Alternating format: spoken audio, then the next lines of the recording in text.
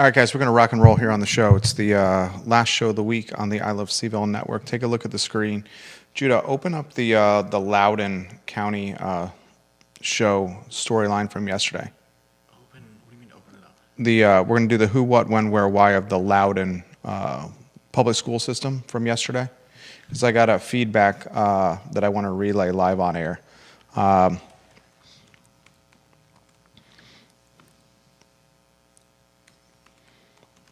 We're going to go live here in a matter of moments. I'm kind of dotting the I's and crossing the T's. You offer the who, what, when, where, why on what's going on in Loudoun County schools with the story from yesterday. Succinct who, what, when, where, why. There's a viewer and listener that I trust that I'm not going to utilize his or her name that's offered some compelling commentary on this that I want to pass along to the viewers and listeners. This topic line is not on the headline list.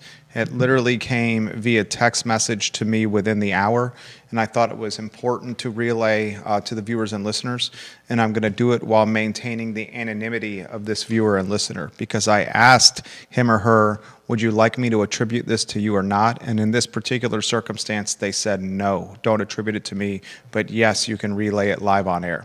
So we're going to trust, how we get all this content and all this news and a lot of this content that we relay to you, the viewer and listener, is because the folks that pass it on to us understand that we can maintain anonymity and we're trustworthy. That's how this content comes to us in a lot of circumstances. Like and share the show. I think we need to get live on the group, J-Dubs. Yeah, working on it. Okay. I appreciate you, Judah. I know you're doing a few things.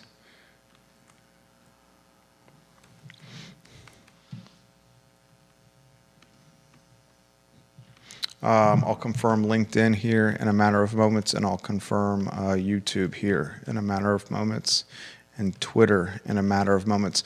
The rumor mill has the rumor mill has Board of Visitors members potentially resigning in the very near future. The rumor mill also has the Board of Visitors fast tracking a presidential hire at UVA before the Youngkin term expires and before Abigail Spanberger can nuclear bomb the board. This is a wild time to be a content creator. You think it's odd? Yeah, I mean, if they know they're getting canned and they're going to resign first, what is the purpose of trying to fast track a president in the presidential search? And how do you rope the interim president as well as the firm that's actually doing the search? Well, you can answer your question. What is the purpose of fast tracking a presidential search? I get it. What is the purpose? Let them know. What is the purpose? The purpose is to get a decision in before Abigail Spanberger takes her seat as the governor. And why do you want to make the decision before Spanberger takes her seat? I'm not really sure. You know why. Why does the Youngkin administration want to make this decision before Abigail Spanberger gets in the governor's mansion? Because they want to lock the decision in. There it is. But then they'll force Abigail Spanberger to nuclear bomb the board and then fire a president that was just hired, which would be a PR, a public relations crisis, and humiliation for the Spanberger, her time in the mansion right out of the gate. Okay, it seems like a lot of work for potentially very little payoff, and it's hard to imagine that everybody I think the payoff in is the presidential significant. Race is in on this ploy. Well, we'll talk about that. We'll talk about it. It'd be a good conversation for the program. You have the Loudoun County story up and running? Yeah, I've got it. All right, we'll start with that. Like and share the show, viewers and listeners. We're going to rock and roll here. Are we live on the group? Just about. Fantastic. Excellent work from you, Judah. Good job. Live on Twitter, J-Dubs. Live on YouTube, J-Dubs. We are across all platforms, the I Love CVille network has the second most amount of reach in the entire region. UVA is number 1. We are in the 2 slot, and you cannot argue with the data or the metrics. We are live on LinkedIn. All right, we can rock and roll, Judah, when you're ready. Just as long as we're up on the group. Okay, then give me a second. Hammer that like button for us. We work hard for you. That's the only thing we ask in return, is you like and share the show. Please. The only thing we ask in return. All right. Quiet on the set. Group is live. It's about to be. Thank you.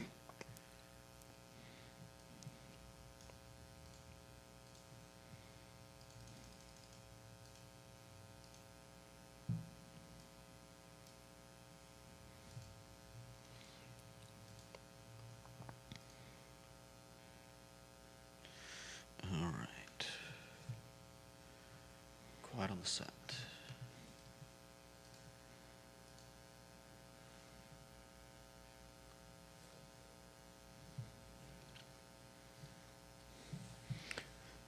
Good Friday afternoon, guys. I'm Jerry Miller, and thank you kindly for joining us on the I Love CVille show, the last program of the week. It's been a stellar week for content on the I Love CVille network, the flagship of conversation and content in Charlottesville and Albemarle County. All we want to do is be the water cooler. We don't want to break the news. We just want to offer our commentary on the news and offer just some insight into how we interpret the news cycle for that 24-hour period of time. That's all we are doing here. Take a look at the screen for today's headlines. You have us up on the group, I Love CVille group. Judah, well done. The I Love CVille brand across all social media and podcasting platforms has the second most reach and influence in the Central Virginia region, and the numbers and data and stats back it up. You can just do basic arithmetic across all platforms to know what I'm saying is 100% accurate. I have a lot we're going to cover, including 2 UVA Board of Visitor meetings left in the Youngkin term, only 2. Rumor mills suggest a president a newly minted president is on the cusp of being fast-tracked. The rumor mill also suggests that there's Board of Visitors members, 1, maybe 2, on the cusp of resigning. It would be an absolutely wild time if a president is fast-tracked and then, ladies and gentlemen, members resign before Spanberger can fire them. We'll talk about that on today's show. We're also going to discuss the best neighborhoods for Christmas lights, a boutique hotel and fine dining coming to Birdwood Estate, 3 UVA football players in the transfer portal, and a hell of a lot more on today's program. I want to highlight Charlottesville Sanitary Supply, 61 consecutive years in business for Charlottesville Sanitary Supply. Charlottesville Sanitary Supply is your source for anything sanitary related. They have a mechanic on site which can fix your vacuums. They do water testing. They have a new division that's just launched, Charlottesville Swimming Pool Company, online at charlottesvilleswimmingpoolcompany.com, that will help you brainstorm, consult, plan, strategize, anything tied to a swimming pool, ladies and gentlemen. Charlottesville Swimming Pool Company. Are we live on YouTube? We should be. Okay, fantastic. John Vermillion and Andrew Vermillion are just A-plus people, class act, trustworthy people, honest people. Very excited to do today's show. Judah Wickhauer is the man behind the camera. Judah Wickhauer is also a contributor to this Fine and Fair talk show. If you support the show, do us the favor of liking and sharing the show. It does appear that YouTube is frozen. As a heads up, Judah. I don't know if that's what you're seeing or not, but I am getting that message that YouTube is frozen. Okay. Let's go studio camera and then 2-shot, as we have a lot we're going to cover on the broadcast today. I want to talk, and if you want to keep YouTube on the back burner until we get to the Loudoun County story, I'm fine with that as well. But it does look like it needs to be restarted, my friend. Loudoun County, who, what, when, where, why, Judah. This is from yesterday. And then I'm going to relay some commentary from a viewer and listener that I trust. And in this circumstance, I'm going to offer the viewer and listener anonymity because they asked for it. First, the who, what, when, where, why of the Loudoun County Public School story. So the Loudoun County Public Schools could be at risk of losing federal funding after the DOJ claims that the school board didn't protect the rights of 2 Christian students of violating Loudoun's transgender access policy when they said they felt uncomfortable. This was in March, when a student assigned female at birth changed clothes in the boys' locker room while recording herself. himself, whatever you want to call the person. The boys were suspended for 10 days and ordered to submit to a comprehensive student support plan, which, I don't know what that would involve, but essentially they're in trouble for saying they felt uncomfortable with a girl changing in the men's locker room and recording the event while in a men's locker room. Insanity. I'm going to offer the commentary from the viewer and listener. You check the feed and make sure this is not frozen, please. All right. This is from the viewer and listener who has requested and asked for anonymity. I asked the viewers and listeners and people that I trust, stakeholders in our community, whether or not I can use their commentary on the record. If they say yes, I then followed up by saying, if it's on the record, can I attribute it to you? If it's off the record, should I attribute it to, how should I position it? And that offers me the guidance on how to position content on this show while maintaining trust with people that provide information to us and then to you, the masses in Central Virginia. This particular person that I trust, who I will not utilize their name, says this: I'm watching your show from yesterday, Jerry. 2 reasons why the Department of Justice is bringing up Christianity. Number 1, Loudoun County originally suspended a 3rd Muslim boy, but they dropped their suspension on him. Why did they only maintain the suspensions on 2 Christian boys? 2, the DOJ brought up Christianity and religion because they're tying it to a freedom of religion and a freedom of speech constitutional right. This individual also says, interesting note, some of the lawyers representing the 2 Loudoun boys were also involved in getting Albemarle County Public Schools to allow the Turning Point speaker that Allison Spillman disagreed with. Interesting. Lastly, Albemarle County Public Schools has essentially the same bathroom locker room policies regarding gender identity as Loudoun County Public Schools. I found that compelling. I wanted to pass it on to you. I find the Loudoun County Public School System is leading the charge in the Commonwealth with its very far left-leaning ideology. If there's a benchmark or metronome that Albemarle County Public Schools seems to be following, Superintendent Matthew Haas, it's Loudoun County Public Schools. Important to emphasize that for the viewers and listeners who may or may not have students or children in the Albemarle County Public School System. I also want to highlight this on the program. Yesterday we talked performance metrics with Albemarle County Public Schools and Charlottesville City Public Schools. I think it is more important that our superintendents and their respective leadership cabinets focus on the red flags of academic performance in that report released by the Virginia Department of Education, basically a report card from the Virginia Department of Education on the public school systems in the Commonwealth. We talked about that yesterday. Yeah. There were a number of schools in Albemarle County and a number of schools at Charlottesville City Public Schools, especially at the elementary school level, that were extremely behind on performance standards. Extremely behind. I would really like if our school systems returned to focusing on what we grew up schools doing, and that's teaching our kids and doing it in the most neutral way possible. Those are my 2 cents. All right, a lot to cover on the broadcast. Judah Wickower, first headline, let's put those on screen. I'll set the stage for the viewers and listeners with the first lower third, which I think the second and third lower thirds are also tied to it as well. We've got, let's see, 2 UVA BOV meetings left in the Youngkin term. So, ladies and gentlemen, Glenn Youngkin's term is expiring, and he has a board of visitors that is appointed by him, and those 2 meetings, ladies and gentlemen, are going to be pretty significant in how they influence and impact UVA. December 19th and January 6th. The rumor mill suggests that a president hire is being fast-tracked. These meetings are for the express purpose of discussing candidates for the position of president. They are going to be closed session meetings.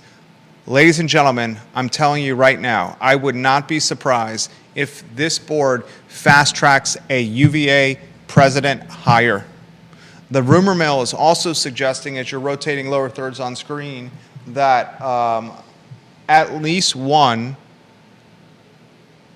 and maybe two board members are also nearing resignation. This would be a wild time if a board hires a president, And then everybody leaves. and then the board members, after making the hire, resign. So Spanberger cannot fire them. That would be absolutely bonkers. I don't know how many people, I don't know how many would leave. That's If they what the all rumor- left, that would be truly newsworthy. That is what the rumor mill is suggesting. The rumor mill is suggesting our trusted sources, what they've heard and passed on to us. The mill suggests a president very well may be hired before Spanberger is in office, and then once the hire's been made, 1, 2, and maybe more board members will resign, so they are not pink slipped by Abigail Spanberger. That scenario, unprecedented in UVA history. There's only been one board member fired in the history of the University of Virginia, Bert Ellis. Yeah. Bert Ellis, the only one. I want to put in perspective the wild times we are living in right now. And Judah asked the question off air. I think it's an important conversation for us to have. Why go through all the hoopla that the rumor mill is suggesting? Put your perspective into the microphone so the viewers and listeners can hear you. So first of all, why would the Board of Visitors try to fast track this, get this done under the gun with Youngkin leaving, Spanberger taking over? As Jerry's mentioned, she could go in, start firing a bunch of board members and BOV members, and then get rid of the UVA president and make her own, get her own board to find a president that they're agreeable with. But what I'm curious about is, why would the Board of Visitors do that?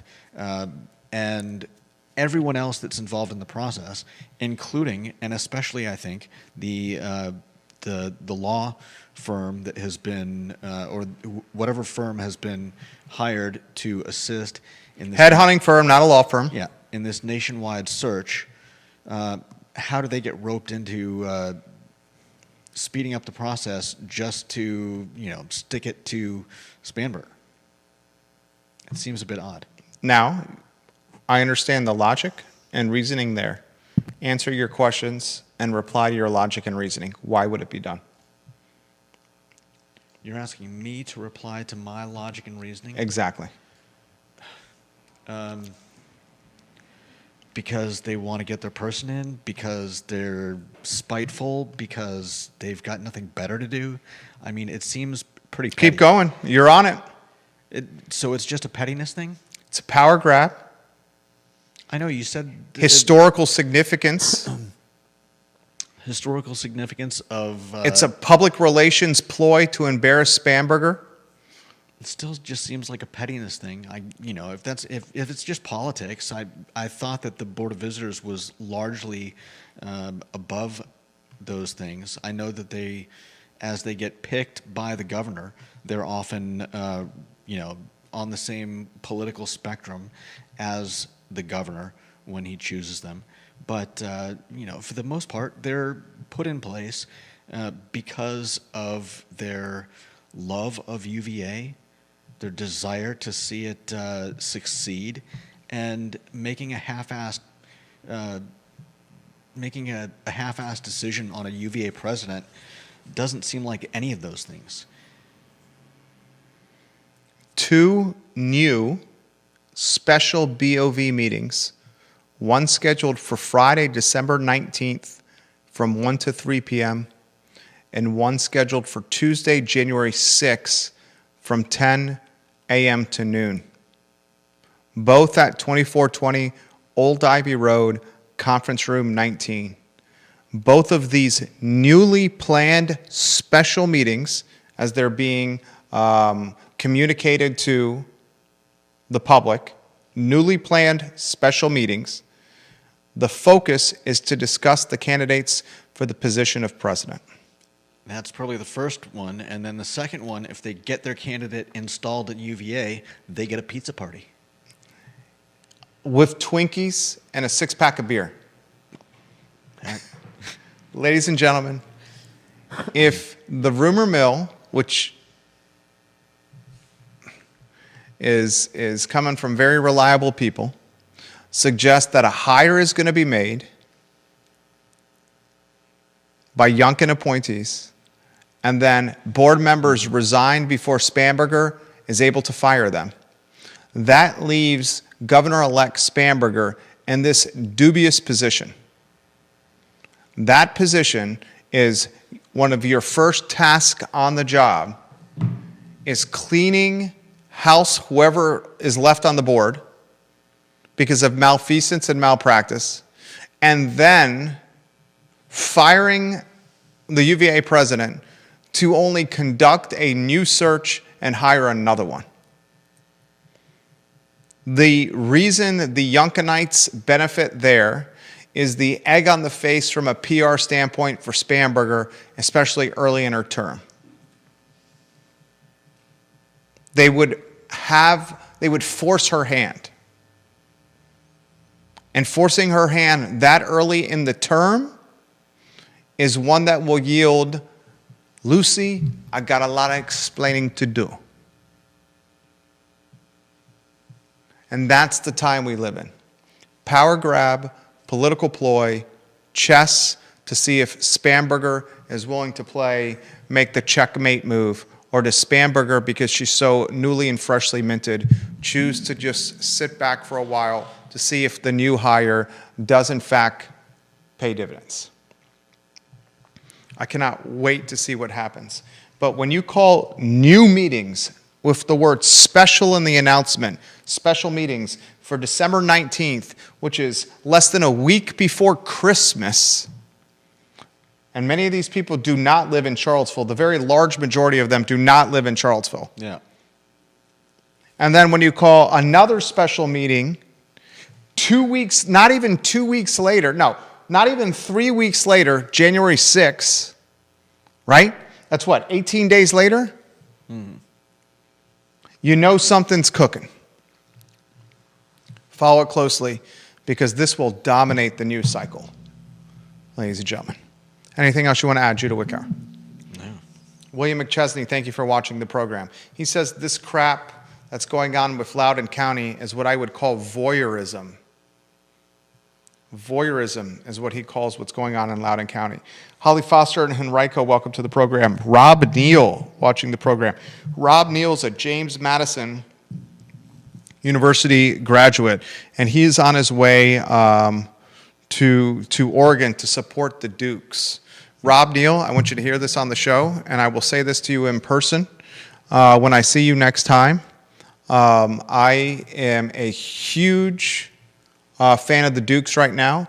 I have no issue with JMU getting in the college football playoff.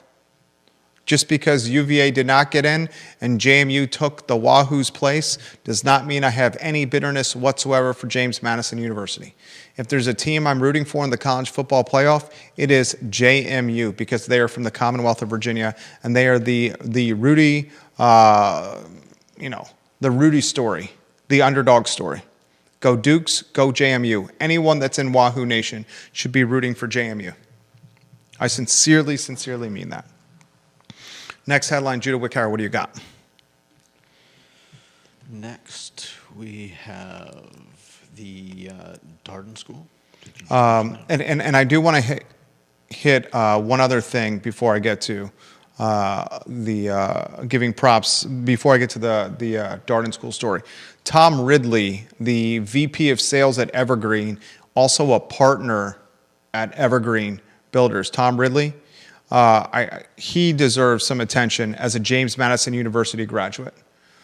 Football player at JMU, Tom Ridley. Tom Ridley, you get some props. Evergreen's come in the news cycle on this show with 303 Alderman Road, but I also want to highlight Tom Ridley as a JMU graduate who's very much watching this football team in the college football playoff. I wish Tom Ridley and his team some luck as well, the VP of sales at Evergreen. All right, next headline, Judah Wickower, Darden. Darden School of Business is once again nationally ranked. The #1 public MBA program in the country, according to the 2025-2026 Poets and Quants ranking. The third consecutive year, the Darden School has come out on top among public schools in the public's annual rankings, a composite of 5 leading evaluations, including U.S. News & World Report, the Financial Times, Bloomberg Business Week, LinkedIn, and the Princeton Review. So here's basically what's happening. U.S. News & World Report, the Financial Times, Bloomberg Business Week, LinkedIn, and Princeton Review are all giving Darden significant props.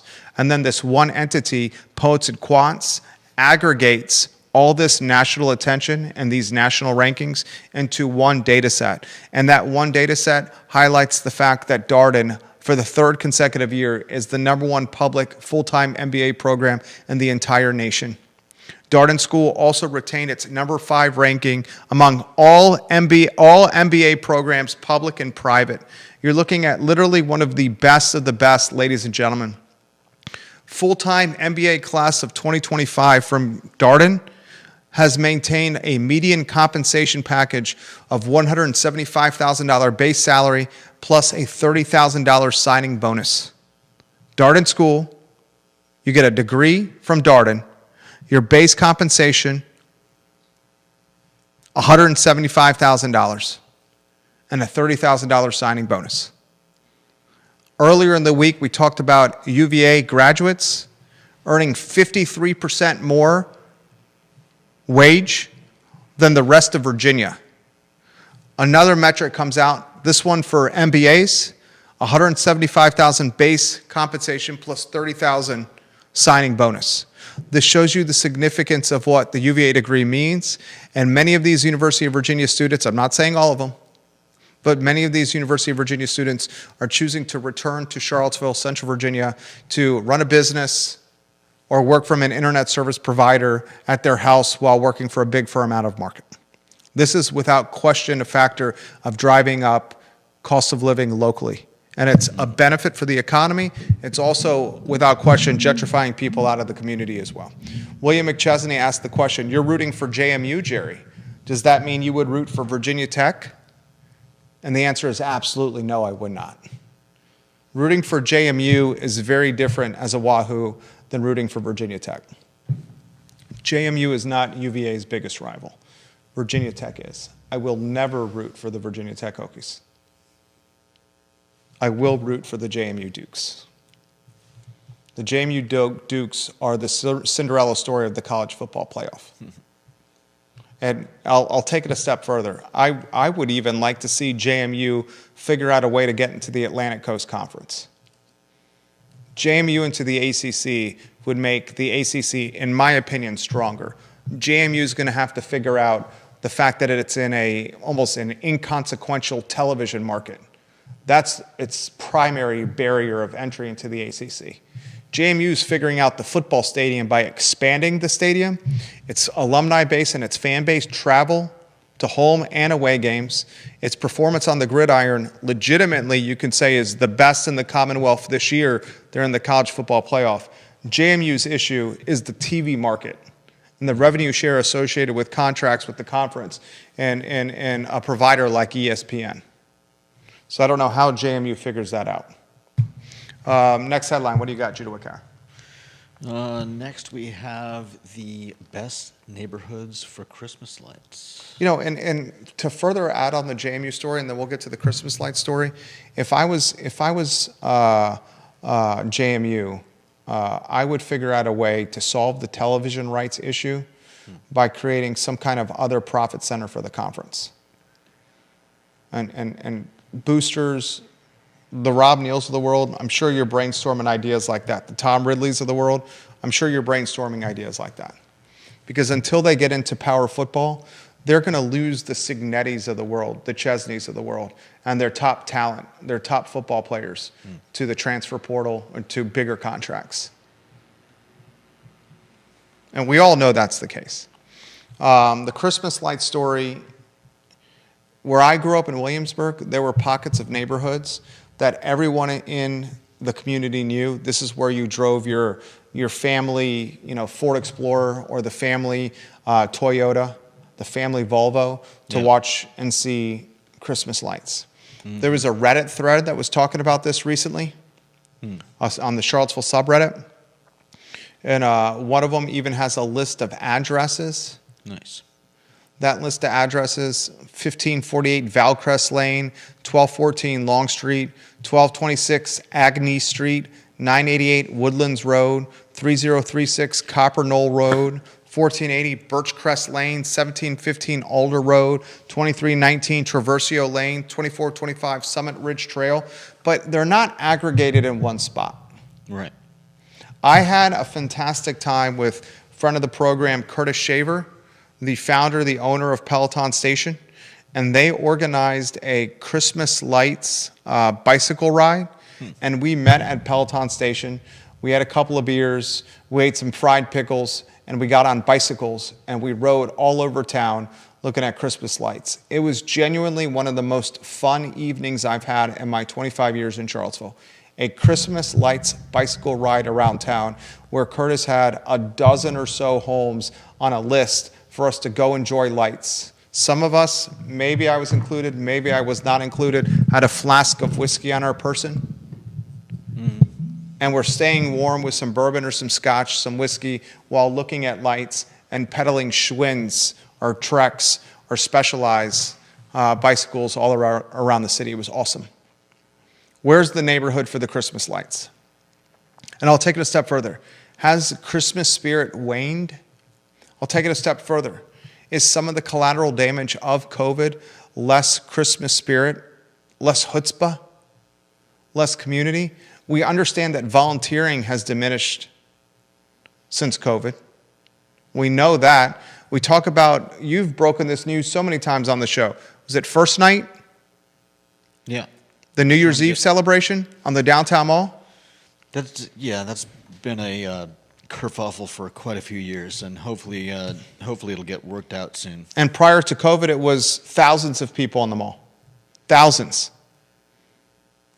Now, there's nothing. Yeah. Right?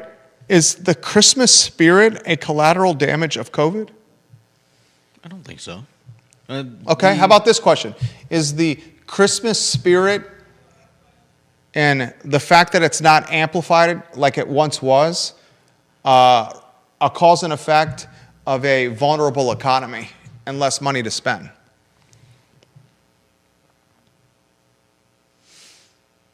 Is it a byproduct of Charlottesville and the transient nature the community has become post-COVID? So are we losing neighborhoods that put up the lights? I haven't been over to, I believe it's Mountain View Street, over by the former Moose's by the Creek. Are you aware of that one? They've always had like massive amounts of Christmas lights going up, but I haven't been by there recently, so I don't know if they're still doing that. I do know that, and I think you mentioned it in the from the article, the Long Street address. I think you said it was 1214. That place is, I've been seeing those lights for the last week or so, and they are fantastic. The Christmas lights are just part of like the season. Yeah. It's not the same volume. Dogwood Parade, not the same. 4th of July Parade, not the same. First Night Virginia, gone. Nonprofits highlighting volunteerism is gone. Some sociology, anthropology experiment needs to be done. These few years post-COVID, there's not the same spirit or chutzpah community. It's just, you see it, you feel it. Yeah. You feel it. John Blair watching the program. Did I not comment, John Blair says, last month that a nuclear explosion would go off regarding the BOV UVA situation? John Blair says, here we are. John Blair did comment. He's on this like white's on rice. Okay? We will live in a wild and unprecedented time if Youngkin's board hires a president in the next 3 weeks, 3.5 weeks, and then members who make the hire resign before Spanberger fires them, then forcing Spanberger's hand to either fire the president or sit back and watch to see if the president was the right pick. In a lot of ways, if this happens, Youngkin's board could castrate Spanberger of some power. John also says, do you miss the lights over by the old Moose's Cafe? That one house was as good as it got. I know that. That's the one that I was talking about on Mountain View Street. Yeah. That was the one that we've been there, we've taken pictures there, brought family there when they came into town. If they're no longer doing that, that's really a shame. I believe that house was asking for donations outside its sidewalk to help cover the utility bill costs at one time. Can you imagine the utility bills on that house by Moose's? No. Astronomical. Yeah. My wife put the Christmas lights up around our house on Black Friday. This wonderful woman was out on a 10 or 12-foot ladder hanging Christmas lights in 30-degree temperature no, did she do it? She did it before Thanksgiving. She legitimately did it before Thanksgiving because they were up and hung before my in-laws came and visited us. Well, so they were definitely beat the 30-degree temps. They were up weeks before. That was frigid. She was wearing her what's the jacket she has? The Parja? Some kind of, I forget what it's called. But she was Neither you nor I is ever going to guess that. Yeah. Well, if she's watching, she'll let me know what it is. Anyway, next headline. What do you got? Oh, let's see. Kurt Shaver's watching the program. He says that house is not doing it, Judah. Oh, that's by Moose's. That house, and maybe that's why John Blair says, "Do you not miss those lights?" Yeah. So Curtis, that thank was you. The impression that I got. From He says that house is no longer doing it. He said, we did the bike tour last night. We rode by it last night. That house by Moose's is not doing it. He says the Woodhaven neighborhood had the best volume of houses lit up. That's from Curtis Shaver, who did the bike ride. So, front of the program, one of the key members of this family, Curtis Shaver, is telling the viewers and listeners, if you want a neighborhood to enjoy Christmas lights, it's the Woodhaven neighborhood. The best volume of houses lit up right now is in the Woodhaven neighborhood. That's where you take the Wickhowers. Yeah. Once the family comes to town, I'll remember Woodhaven neighborhood. And your niece, who's how old, 2 or 3? She's, I think, 4 now. Try to get a Christmas photo with Santa with her and you in it that we can post on the show. Can you do that? Maybe. The viewers and listeners would love to see Judah with old Saint Nick. Where do you get your photo taken with Santa these days? Winter Wonder Winter Wander. at the Borsen. I believe we've gone to the Winter Wander the last few years. The most authentic Santa Claus, old Saint Nick I've ever seen at Winter Wonder. It is Santa Claus. Nice. It is Santa Claus. Jason Noble's watching the program. His photo on screen, one of the key members of the family. He says, I'm just joining the show, but did you see that Mike Pruitt has stiff competition in the 5th District with Tom Perriello? We did see that. Yeah. We analyzed that on yesterday's program, Mr. Noble. If you didn't catch yesterday's show, we analyzed the cause and effect of Tom Pruitt's announcement. And I'll put it in a nutshell for viewers and listeners that did not watch or listen to yesterday's show. Tom Perriello running for the 5th District as a Democrat. That means Mike Pruitt has competition in the Democratic primary. Mike Pruitt versus Tom Perriello. Tom Perriello is going to beat the brakes off of Mike Pruitt.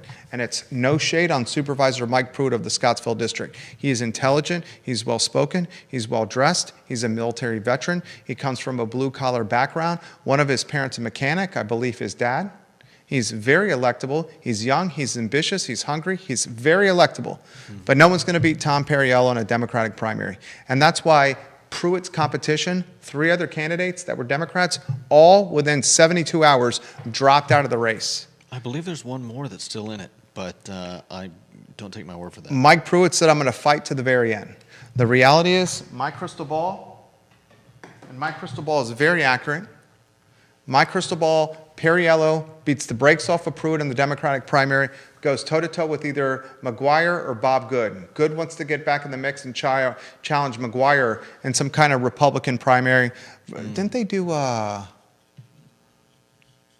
did they do during COVID that got Riggleman ousted? It was like a drive-by voting. Yeah, they took the vote like so far away from the area where most of Riggleman's approval and supporters were living. Perriello keeps Mike Pruitt on the Board of Supervisors for his full term. If Perriello had not entered the race, Pruitt could have beaten the Republicans, McGuire or Good. And if he had beat McGuire or Good, he would have been in Congress. Now, Perriello very well could win, which means Pruitt finishes his term on the board. And when Pruitt finishes his term on the board, he will be joined by progressive, if not activist, Sally Duncan, who beat Dave Sharif in the Jack Jewett district. He will be joined by Ned Galloway, who's coming on Real Talk a week from today with Supervisor Jesse Rutherford, Supervisor Tony O'Brien, and Ned Galloway on our network Friday at 10:15 a.m. That gives them 3 votes. Then they will try to seduce and recruit Fred Missel, who just won the Samuel Miller district seat by beating the brakes off of Scott Smith. And that foursome, Missel, Galloway, Pruitt, and Duncan, will control the board for years to come and potentially expand the development area from its current 5%. Yeah.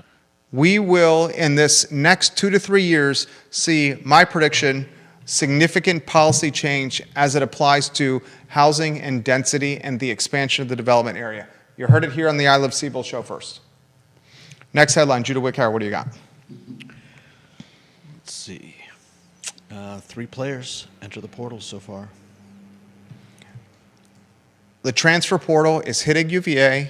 I'm not worried about this necessarily because the portals that the players that Virginia's lost to the portals right now are not super crucial outside of starting quarterback Jason Prevard.